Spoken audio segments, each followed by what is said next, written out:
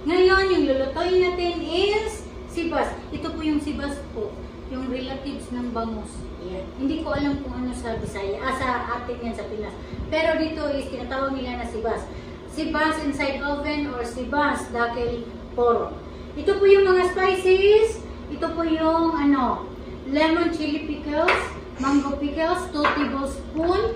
Tapos gina-blend ko po. Ito po yung kalabasan nila. 2 tablespoon po. Tapos i-blend mo lang ito. Tapos ito po yung fish spices. Tapos ito po yung 3 herbs. Dalawang bowl po yung ginawa ko. Kasi ito sa taas. Tapos ito yung mixture natin.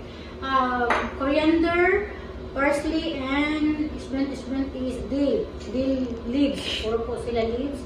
Tapos curry leaves, lemon, at saka capsicum na green, or bell pepper, or Philippine Atlantic beef.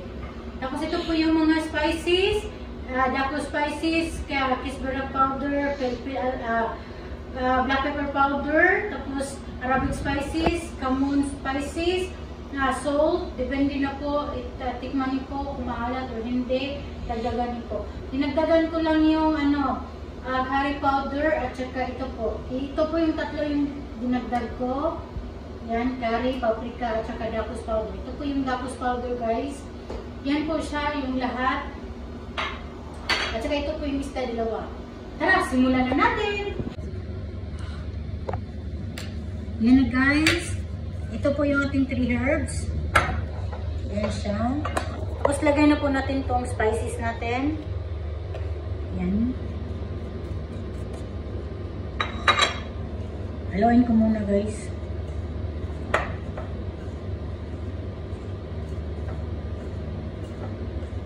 Yan. Tapos ito yung fish spices. Bago natin lagyan muna natin dito sa labas po. Muna.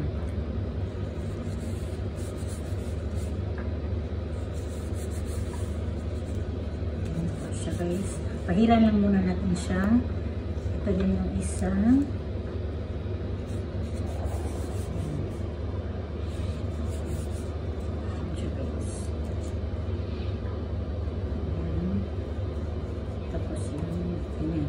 Tapos, lagay natin dito yung natira. Ito po yung fish spices ng 5 teaspoon lang po siya. Mix muli. Ito po yung extra. Mamaya po. Tapos, lagay na po natin itong ating blend na lemon pickles at saka mango pickles. Yan siya guys. Mix lang natin siya guys.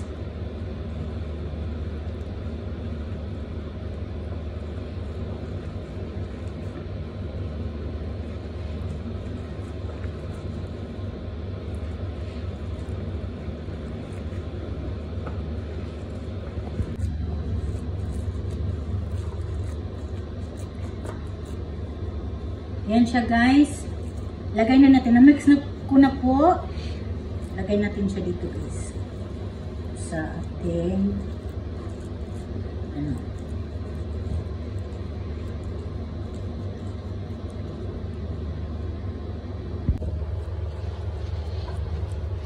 Yan siya guys. Ipahid lang natin dito sa gilid-gilid.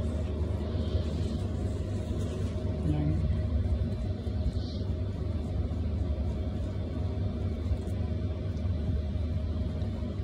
Pahid natin siya guys. Lahat po.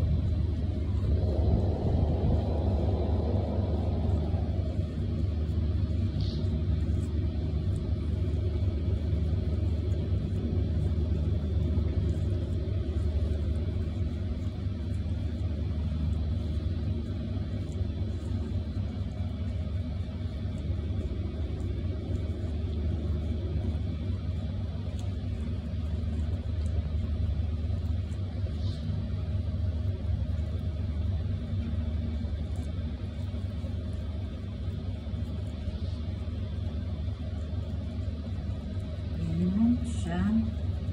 Tapos dito lagyan pa din natin, pahiran natin. Yan lang.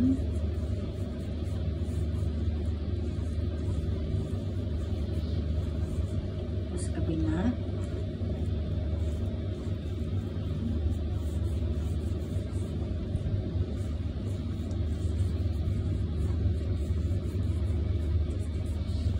Yan siya guys. Tapos lagay natin siya dito. Yan.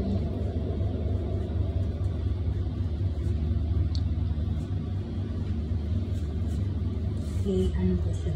I-level niyo po yung ano. Dapat pantay siyang mayroon dito sa kabila.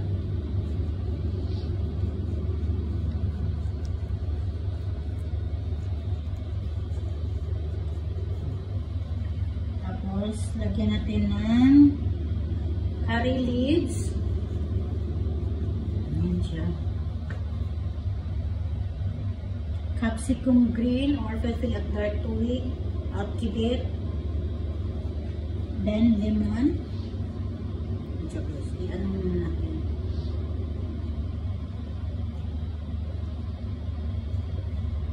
Spread niyo po yung lemon. Ayan.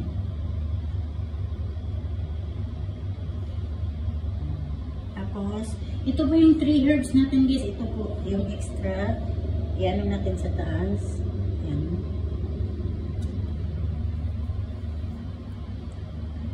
Alam niyo po yun itapon kasi ano, pwede din yan sa ating saluna, sa isda na saluna.